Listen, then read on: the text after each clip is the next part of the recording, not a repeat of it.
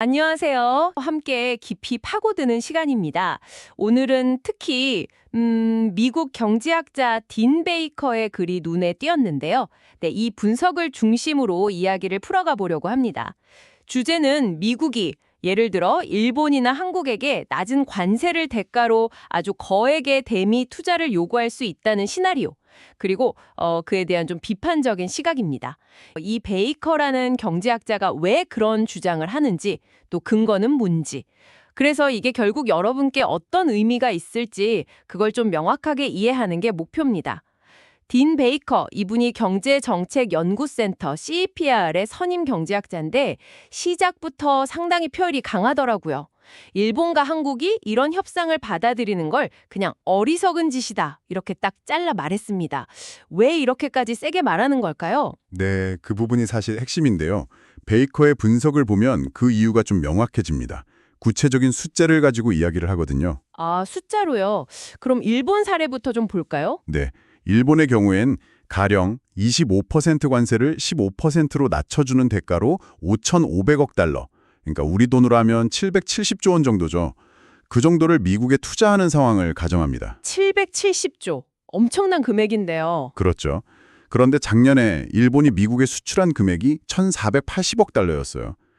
베이커는 여기서 계산을 시작합니다. 만약 15% 관세를 매기면 수출이 한 5% 줄어서 1,400억 달러 정도가 되고 거기서 관세가 10%포인트 더 올라서 총 25%가 되면 다시 또 거기서 10%가 줄어든다고 가정을 해요. 그러면 대략 연간 14억 달러 정도 수출 손실이 발생하는 거죠. 아, 그러니까 연간 14억 달러 정도의 수출을 지키기 위해서 일시불은 아니겠지만 어쨌든 총 5,500억 달러를 투자하라는 요구라는 거군요. 네, 바로 그겁니다. 딱 들어봐도 투자 규모랑 얻는 이익, 그러니까 그 불균형이 너무 크다는 거죠. 막대한 돈을 먼저 내는데 매년 지키는 수출액은 그에 비해 너무 작다는 거예요. 근데 베이커는 여기서 멈추지 않아요. 더 중요한 지적을 하는데 바로 트럼프 대통령이 어떤 거래에도 얽매이지 않는 스타일이라는 점을 꼬집습니다. 아, 신뢰성 문제군요. 그렇죠. 설사 약속을 해도 나중에 말을 바꾸거나 돈을 더 내라고 할 수도 있다는 거죠.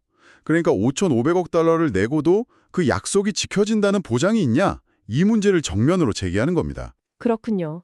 경제적인 계산뿐만 아니라 그 거래 자체의 신뢰도까지 문제 삼는 거네요. 그럼 한국의 경우도 좀 비슷한 맥락으로 보나요? 네, 분석 방식은 거의 같습니다. 한국한테는 3,500억 달러, 대략 한 490조 원 정도 투자를 요구하는 시나리오를 봐요. 작년 한국의 대미 수출액이 1,320억 달러였거든요. GDP의 한 7.3% 정도 되죠. 이것도 일본처럼 관세 영향을 계산해보면 연간 한 12억 달러 정도의 수출 감소를 막으려고 3,500억 달러를 투자하라는 그런 요구가 되는 셈입니다. 역시나 이것도 엄청난 투자 요구네요. 베이커는 그럼 이런 상황에서 그냥 이건 아니다 라고만 하나요? 혹시 뭐 대안 같은 걸 제시하기도 하나요? 대안이 있죠. 아주 명확하고 어떻게 보면 좀 현실적인 대안인데요. 왜 그 어마어마한 돈을 미국에 갖다 주려고 하냐는 거예요. 차라리 그 요구 금액의 아주 작은 부분, 예를 들어 한 20분의 1만 쓰더라도 관세 때문에 직접 피해를 입게 될 국내 기업이나 노동자들을 지원하는 게 훨씬 낫다는 거죠. 아, 그러니까 자원을 더 효율적으로 쓰자는 거군요. 네, 맞습니다. 국가 경제 전체로 봤을 때 그게 훨씬 이득이라는 주장이에요. 이게 어떻게 보면 제한된 자원을 어디에 쓰는 게 가장 현명한가? 이 질문을 던지는 거죠. 근데 또 이런 시각도 있잖아요. 경제 문제뿐만 아니라 예를 들어 중국을 견제하기 위한 어떤 안보 협력 차원에서 미국의 요구를 좀 들어줄 필요가 있다는 의견도 있는데요. 베이커는 그 주장도 아주 단호하게 비판합니다. 그걸 훨씬 더 어리석은 전략이라고까지 말하는데요. 더 어리석다고요? 네, 트럼프 대통령의 미국 우선주의를 떠올려 보라는 거죠. 과연 그가 다른 나라의 안보를 지켜주기 위해서 미국의 자원을 쓸 거라고 기대하는 것 자체가 좀 비현실적이다. 심지어 미친 짓이라는 표현까지 있습니다. 상당히 강한 표현이네요. 그렇죠. 안보를 명분으로 이런 경제적 손실을 감수하는 논리 자체를 믿을 수 없다는 겁니다.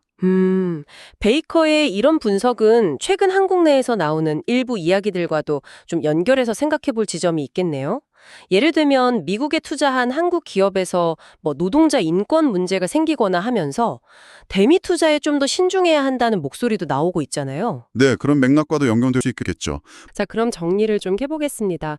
오늘 저희가 살펴본 딘 베이커의 분석은요. 미국이 제안할 수도 있는 투자 대 관세 인하 거래가 순수하게 경제적인 계산으로 보나 또 협상 파트너에 대한 신뢰도 문제로 보나 일본이나 한국에게는 상당히 불리한 거래가 될 수 있다. 이렇게 강력하게 경고하고 있다는 겁니다. 이런 분석이 여러분께서 복잡한 국제 통상이나 투자 이슈를 보실 때 좀 더 넓은 시각을 갖는 데 도움이 되었으면 좋겠습니다. 결국 이런 문제들이 다 우리 경제, 우리 삶과 어떻게 연결될지 생각해 볼 문제니까요.